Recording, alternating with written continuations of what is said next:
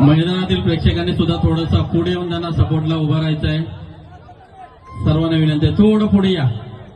फक्त हात वरती करून सपोर्टला उभं राहायचं आहे. हात वरती करून सपोर्टला उभं राहायचं आहे. 8 थराची सलामी इथे देण्यासाठी श्री साई माऊली गोविंदा पथक इथे सज्ज झालेला आहे. निश्चित स्वरूपामध्ये इथे चांगला प्रयत्न दिसतोय आणि प्रेक्षकांना देखील जराशी विनंती असेल की किती दिवस तुम्ही कामाला जाणार किंवा बाहेर घरामध्ये बसणार आणि प्रेक्षकांच्या गर्दीमधून फक्त गोविंदा पथकांना आपण सपोर्ट करणार या त्यांच्या समवेत या त्यांना थोडंसं सपोर्ट करा आणि तसेच गोविंदाची आपण मजा घेऊ शकता. बघू शकतात आपण इथे 8 थर लावण्याचा प्रयत्न केला जातोय आणि याच्यामधनं माणुसकी कशा प्रकारे जपली जाते मित्रांनो हे बघू शकताय.